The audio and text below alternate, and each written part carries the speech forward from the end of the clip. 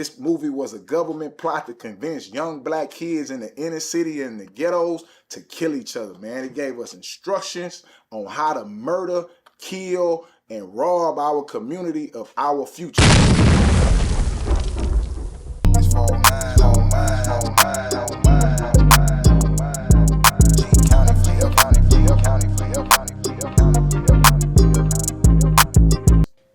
Yes, sir.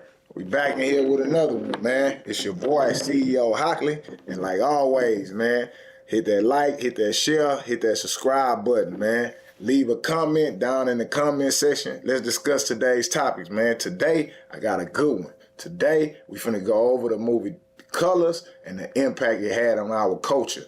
Man, it had a devastating impact on the black culture. But today, we're gonna kind of go over it and you know, kick it and discuss some of the things that actually went on with this movie and how it transformed our society, especially black culture. Movie Colors came out April 15, 1988. It was directed by Dennis Hopper. The screenplay was by Michael Sheffer, and the producer was Robert H. Solow. The cast in this movie starred Sean Penn as police officer Danny, Pac-Man McGavin, Robert Duvall as police officer Bob Hodges, Randy Brooks as Ron Delaney, Don Cheadle as Rocket, Glenn Plummer as High Top, and the list go on. Damon Wayans in this movie and many more. It was a $10 million movie to make. It grossed $46 million. Who can forget, you know what I'm saying, the soundtrack. Color. Ice-T. My colors, my flag, my rag, like this movie. I mean, even from the opening scene, this movie was attractive. It was intoxicating. It was alluring. It was so impressionable on a young mind that it made a long-lasting impact, and we still feeling the effects from this movie today. Like, that doesn't give you what's going on. Like I say, man, from Ice-T standing up there in 1998 with that rope, that chain on, rapping, spitting those lyrics, man, was so intoxicating to black culture and black minds. It made no sense. The opening scenes, and they going through just jail. Multiply colors.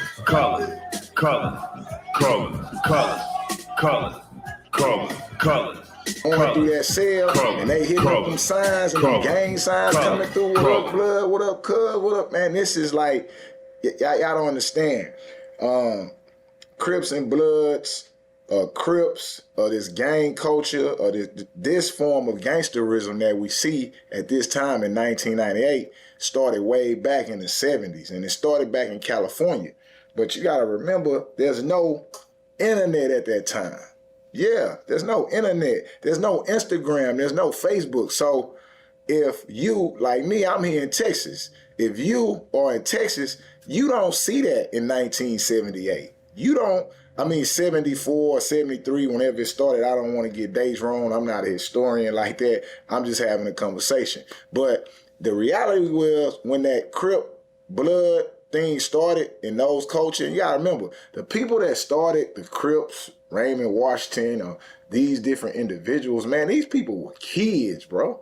Yeah, you gotta remember that. We talking about kids. We talking about teenagers that started a gang in their community that end up, you know, going around the world. Not the gang itself, but the idea. This is why ideas are so dangerous in our society, because these kids started what we know now as the Crips. They grew into this big thing, and from a child's mind and from a child's attitude, it had impressions on other children's years down the later. Even now today, it still has a huge impression on children's minds. And this is what made this movie so dangerous. And I mean, this is the most destructive thing. This is one of the most destructive things that ever happened to the black culture here in America. Why?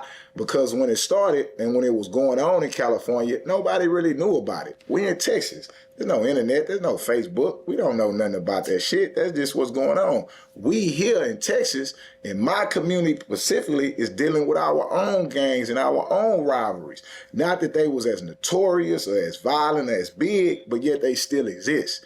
Give you a prime example. In My neighborhood and my community, I was born and raised in Cedar Terrace Projects. Okay, Cedar Terrace Projects, we always had a rivalry against Palm Terrace Projects. Like any other city, any other community, it's a rivalry between neighborhoods, between projects, between blocks, and it exists. You know, we would compete in fighting, dancing, football games, basketball games. We always had this level of competition amongst us. And this existed everywhere, not just in California, but all over in American society. Within the ghettos, you had different rivalries, different crews, different neighborhoods that just exist naturally. Naturally, they exist. But what the movie Colors did by coming out, by them spending $10 million in 1988, don't y'all know that's the equivalent of $25 million today? Yes, $10 million, which is in 1988, which is the amount of $25 million a day, was given to these people to give us instructions on how to kill themselves. Yes, they spent $25 million in today's money to teach us how to kill ourselves. Because before this movie came out, we didn't know what a drive-by was. We didn't have those instructions on how to use these weapons to commit mass destruction against our own people until this movie came out. What you mean, CEO? It was just a movie, man. It didn't mean that much. You know, it was fiction. No, this was a biopic. This was instructional. When this hit, even people was trying to ban it. At the time, people was trying to ban it. You go back, look at clips. People was trying to ban this movie from going out. There was all kind of violence happening with this movie coming out because at the time that Colors hit, also rap music hit real hard. In 1998, this is the golden era of hip hop. And gangster rap music has now taken over the airwaves. This is why the producers, Robert Solo, Paul Lewis, took advantage of this rising subculture. Eazy-E them was out. Everybody wanted to be from Compton, but that was music. They had a few videos, but now here come the instructions to what Eazy-E them rapped about, and the instructions was packaged in this movie called Colors. And in this movie, man, it gave us here in Texas, in Little Rock, in Florida, it gave people everywhere around the world instructions to what gangbanging was and what gangbanging is. No, gangbangers didn't invent drive-by shootings. They didn't invent that. The actual people that invented that was the Italian mafia, the Jewish mafia in the 1920s. They conk up drive-by shootings. Before that, it really wasn't no drive-by shooting because you didn't have a car. You only had a horse. You know what I'm saying? And it wasn't a drive-by because they heard you coming and people fought back. But in the advent of the car, where you could just ride by and spray people, the Italian and Jewish immigrants and gangsters invented that. So that just transformed to what we seen it in the 80s. And Rocky don't smoke, but Rocky bust a cap in a nigga. He riding in that van, bro, and they ride up on dude, on the blood, say ride up and it's, what up, blood? Boom. You know what I'm saying? I mean, man, we looking at that as kids, and overnight in this country, the black communities was transformed to simple local rival gangs to full-blown Crip blood murdering machines. Listen to what I'm telling you. It was like overnight, this movie put a spell on us. Why? It gave us an identity. You know, it seems kind of corny. Like, man, how would you watch a movie and then you would try to imitate what the movie was? No, this was not imitation. This itself was giving us an identity. What do you mean? We was already having rivalry, already having disputes, right? But this movie gave it an identity. This is what we doing. This is what you should be doing. This is how it actually goes. These are the rules. These are the instructions laid down by the movie Colors. And that, myself, and that, my friends, these people need to be charged for that shit, bro. Straight up. They need to, fuck reparations. We need to arrest these people. We need to arrest Robert Solo. We need to arrest Paul Lewis. We need to arrest Dennis Hopper. We need to arrest these people who had the money. Whoever distributed this movie need to be sued. We need to sue, arrest, whatever we need to do. We need reparations for what this movie did to our culture. No way or no means is this an attack on those actors. Of course, they were just getting paid, trying to make some money and get things done. This is more attack on the producers who thought this was a cool video to profit off of us killing each other, us murdering each other. You know, it's a thing where they say, well, we need to expose this to tell a story of what's going on in the hood. No, you don't. You don't need to expose this to tell a story that's going on in the hood. You need to spend that $10 million on fixing the thing you have identified to be the problem. Why are you exposing the problem with no solutions? And that's exactly what this movie did. This movie exposed the problem in our community and gave us no solution to fix it. Not only did it expose the problem, it spread the problem throughout the globe, and nobody was here to fix it. You know, it left us to our own devices, which was murdering and killing ourselves. We colors was so detrimental that even 35 years later, today, we are experiencing the effects from this movie. This movie was a government plot to convince young black kids in the inner city and the ghettos to kill each other, man. It gave us instructions on how to murder, kill, and rob our community of our future, man. And for that, we gotta sue these people, man. These people need to pay us, man, because this movie here done us no good and no justice. It was an atomic bomb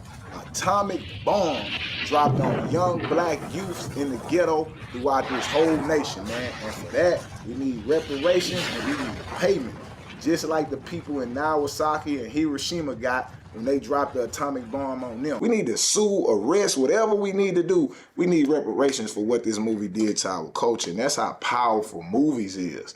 That's how powerful music is. It shapes the mind. It gives instruction to people who don't know any better or who haven't learned enough to understand that, hey, this is just a movie. This is over with. No, for us, that was culture. That's why me, myself, even my whole neighborhood, within a summer, we went from being Cedar Terrace projects to being Crips. I ended up being a rolling 60. We ended up joining gangs. We ended up going to prison. We ended up doing all this stuff. We ended up murdering each other. Went from having fist fights in the backyard to killing each other because this movie gave us instructions to justify our madness and show us what was the rules, what was the regulations. That's how it goes. That's how deadly and dangerous that movie was. Even today, now it's all over the world. You know how many people done died because they done personified Rocky? Or personified the different characters in this movie? Because there's no manual, there's no book on how to be a Blood or a Crip. We didn't even know this existed until Colors came out. This shit was instructional, bro. You know what I'm saying? And it was designed to, like always, you know what I'm saying, feed us this candy, which is actually poison. And this poisoned us. They do that with the music. They do that with everything related to black culture. You know what I'm saying? They poison us through entertainment. We are the only culture that are entertained by our devastation. What do you mean? Movies like Colors is very entertaining. We are entertained by slave movies. Man, I don't want to watch no fucking slave movie. Don't bring me no fucking slave movie. I don't want to, that's not entertaining to me. That's not something I want to impress on my mind, that people that look like me or people that are quote unquote my ancestors. And when I say quote unquote my ancestors, meaning don't show me the people that were slaves. Show me the people that were kings. Show me the people that was great. Don't keep entertaining me with this misery and pain, leaving this in my mind so I could be submissive or I could feel like I haven't achieved anything. Yeah, they always want to give you the Martin Luther King in the story, and then you know he got his head blown off. Don't bring me Martin Luther King story. Bring me Elijah Muhammad's story. Do you understand what I'm saying? That's what I want to see. That's what I want to hear. But these are the things we have to understand about these movies and these music and things that's going on. Now, I would admit, in 1998, it was young for me to understand it. I was a 10-year-old kid. My cousins and them started cripping. People in my neighborhood started cripping, and that's what it was. Like, we Crips now, and we ride down. I mean, people, mamas, everybody. We wear the blue. You know what I'm saying? And I'm going to put some pictures up on the screen so you can see that. And we had a thing I never forget. We had a big old gang fight in middle school, right? But again, the rivalry already exists. Forget the movie, the rivalry between Cedar Terrace kids and Palm Terrace kids already exists, just like in any other neighborhood or any other area.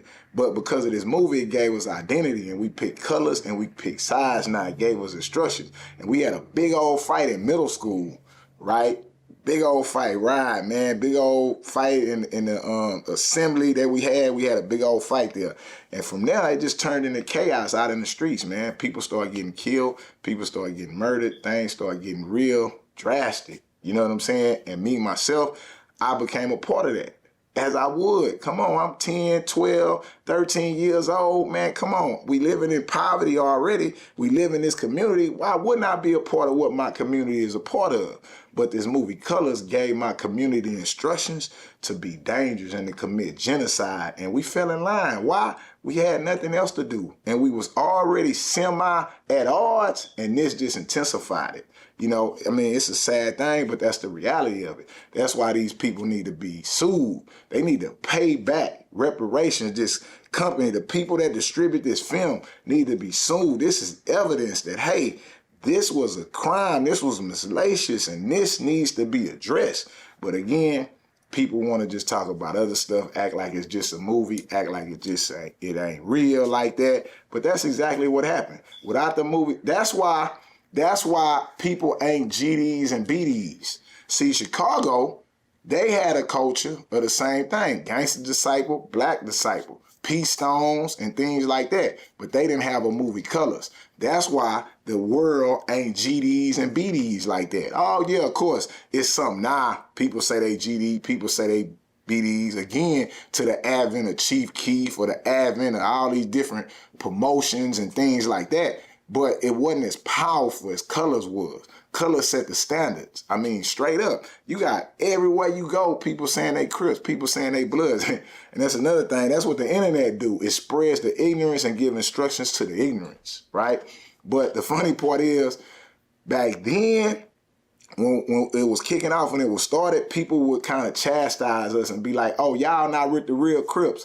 Y'all just doing what y'all seen on the movie. Y'all really not Crips. And our response to that was to create violence. Yeah, we ain't the real one, but you bleeding for real. Your head hurt for real. You in the hospital for real. That's what we would do to the people that will say that. The people that say we wasn't the real ones eventually just gave up on that and like, yeah, y'all the real deal. Why? Because we brought pain with that. And that's pretty sad. That's pretty disgusting, but that's what that movie did to us. Had we not seen that movie, we probably would have been like any other typical kids, grew up in little gangs and then moved on with our life and matured and I grew that. But no, with the movie, with the music, Snoop Dogg being a 60-year-old Crip, nah, it's 60-year-old Crips. Niggas is telling their kids, it's generations passed down, and ignorance is keep going. And to that, we need to be paid. Bro, straight up, we need a lawsuit brought against these people. I ain't gonna hold y'all no longer. That's my take on the movie Colors. It was the most dangerous, the most destructive thing that happened to the black community. That shit was no different from cocaine, nigga. That shit fucked up our minds, and now it has us in a state of peril. So with that, if you like this comment, this content, and you want to see more of it, man, this is what I need you to do. I need you to text the word salute. Text the word salute to the number on the screen. If you text the word salute to the number on the screen, I'm going to add you to my text messaging service and you're going to get my videos first. This is a free of charge service. I pay money so you can text me so I can send my messages to you before I put them out on YouTube. Reason why I'm doing that, I'm a small channel. I don't want my videos lost or caught in the algorithm to where the people that want to see them can't see them or you have to search and find them. I don't want to compete with all these YouTube people. If you really like this content and you really down with the movement, text the word salute to the number on the screen. And like always, we're going to keep them coming, keep them going. Once again, I'm CEO Hockley. This CEO Talk. And like always, count up. We out.